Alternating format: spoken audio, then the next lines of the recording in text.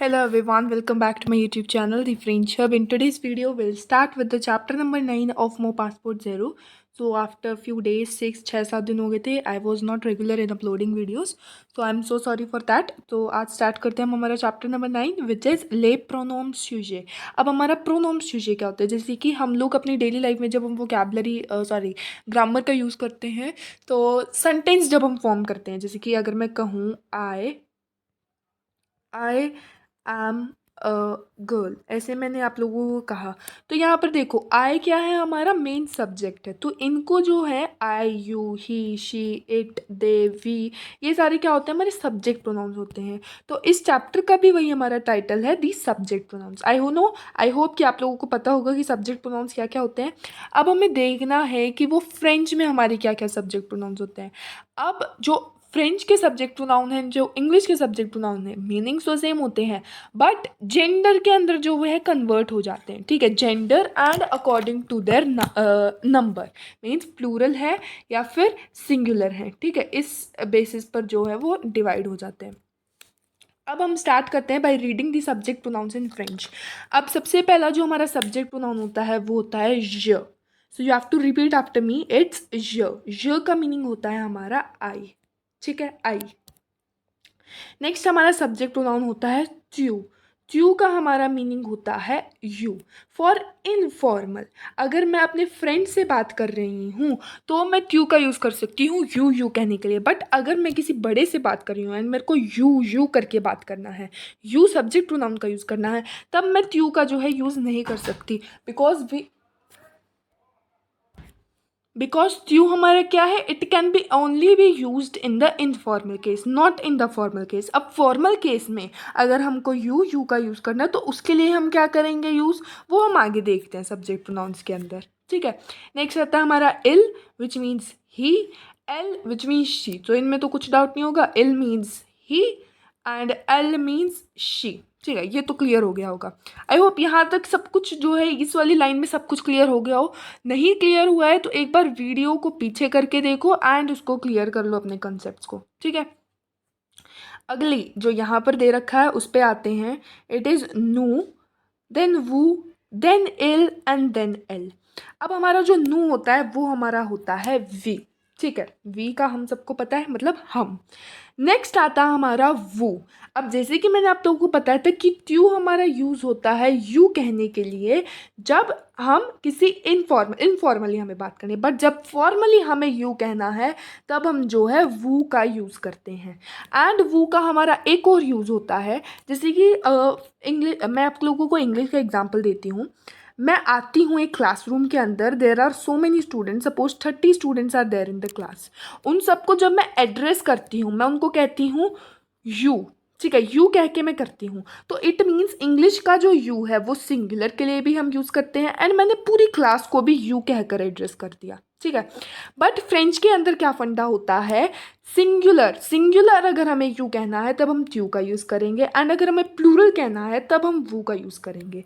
इसका मतलब क्या हुआ, वो हमारा फॉर्मल के लिए भी यूज़ हुआ, फॉर्मल सिंगुलर के लिए भी and for plural as well. ठीक है, प्लूरल के लिए भी जो हमारा यूज़ हुआ. ठीक है, एंड प्लूरल के केस में इसका हमारा मीनिंग हो जाता है यू ऑल, मतलब तुम सब, जब हम प्लूरल जब ज़्यादा चीज़ों को हम एड्रेस कर रहे होते हैं. ठीक है, आई होप ये चीज़ आप लोगों को समझ में आई हो. ट्यू हमारा किस चीज़ के लिए, इनफॉर्मल के लिए, सिंगुलर के लिए, informal singular and also to say you.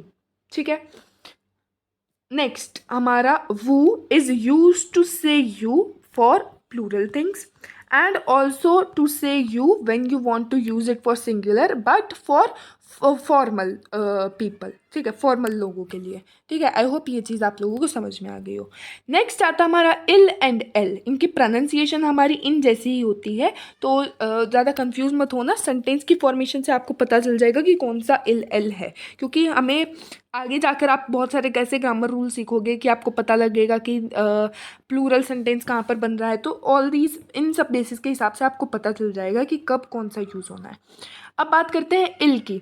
जब हम बात करते हैं इल और एल की, दोनों के मीनिंग हमारे क्या होते हैं, दे. ठीक है, दोनों के मीनिंग हमारे होते हैं दे. बट ILS ये हमारा यूज़ होता है टू से when we are saying there are so many boys, ठीक है, जब वहाँ पर बहुत सारे लड़के हैं एंड मेरे को कहना है दे, ठीक है, जैसे कि यहाँ पर 1 2 3 4 5 लड़के हैं एंड मैं यहाँ पर खड़ी होकर अपनी फ्रेंड से कहती हूँ दे आर इन क्लास 10th, ऐसे मैं कहती हूँ। तो फिर अब मैंने क्या कहा, लड़कों को दे कहा, तो इसलिए यहाँ पर हमारा ILS का जो है यूज़ होगा। वैसे ही suppose I am standing here with my friend, this is me and this is my friend and here are some girls, ठीक है, 4 5 यहाँ पर लड़कियाँ हैं एंड मैं इनके बारे में बात करती हूँ। तो मैं अपनी फ्रेंड से क्या कहूँगी, they are in class 10th, but क्या है वहाँ पर बहुत सारी लड़कियाँ हैं, तो इसलिए हमारा ELLES का जो है यूज़ होगा, ठीक है। आई होप सब्जेक्ट प्रोनाउंस बहुत अच्छे से क्लियर हो गए होंगे, नहीं हुए तो एक बार वीडियो को थोड़ा सा रिपीट कर लेना एंड एक बार दोबारा से स्टार्टिंग से प्ले करके दोबारा देखना ताकि अच्छे से समझ में आ जाए। एंड एट द एंड एक बार इसको रिकॉल करने के लिए ये वाली टेबल जो है रीड आउट कर लेना, ठीक है। Now when we are done with the subject pronoun, अब हमें पता है सब्जेक्ट प्रोनाउन से जब हमारा हो गया, जैसे कि मैं कहती हूँ, मैंने स्टार्टिंग में भी एग्जाम्पल लिया था, आई एम अ गर्ल, मैंने कहा आई, सब्जेक्ट प्रोनाउन हो गया। अगली बारी क्या आई, देखो क्या आई, हमारी वर्ब आ गई, ठीक है। तो अब हमारी बारी आती है कुछ वर्ब डिस्कस करने की। अब फ्रेंच के अंदर ना हमारी जो वर्ब्स होती हैं वो थ्री टाइप्स के अंदर डिवाइड होती है। फर्स्ट होती है ER, सेकेंड होती है IR एंड थर्ड होती है RE। इनके अंदर अभी डीप में मत जाओ, तो बस ये याद रखो ये हमारी कैटेगरी होती हैं। जो वर्ब्स ER से एंड करती हैं उनको हम ER की कैटेगरी में लाते हैं, जो वर्ब IR से एंड करती हैं उनको IR की कैटेगरी में, एंड जो RE से वर्ब एंड करती हैं, ठीक है, वर्ब्स जिनके पीछे RE होता है एंड के अंदर, उनको हम RE की कैटेगरी में लाते हैं। ER IR एंड RE से दूसरी हमारी कुछ इर्रेगुलर वर्ब्स होती है जो इनसे बिल्कुल अलग होती हैं। बेशक वो ER से एंड कर रही होती हैं बट उनकी कॉन्जुकेशन ER से बिल्कुल अलग होती है। उनमें से ही हमारी एक वर्ब होती है एत्र verb, which is also an irregular verb. देखने में तो आरी वर्ब लगती है बट क्या है, ये हमारी इर्रेगुलर वर्ब है। अब हमारा एत्र वर्ब का मीनिंग क्या होता है, जैसे कि मैं डेली लाइफ में यूज़ करती हूँ, he is a boy, is MR, ये सारी जो हमारी चीज़ें होती हैं ना, इनको हम एत्र वर्ब की कैटेगरी में लाते हैं। अब इसकी कॉन्जुकेशन कैसे होती है, जैसे कि हम लोगों को पता है वर्ब की conjugation without the subject pronoun हो नहीं सकती, तो वैसे ही एत्र वर्ब की भी कॉन्जुकेशन खुद उसके एक एक करके सब्जेक्ट प्रोनाउन के साथ होती है। य के साथ उसकी कॉन्जुकेशन होती है य स्वी, क्यू के साथ क्यू ए, इल के साथ इल ए, एल के साथ ए, ठीक है। Je suis, tu es, il est, elle est, nous sommes, vous êtes, ils sont, elles sont, ऐसे जो है हमारी जो है कॉन्जुकेशन हो गई।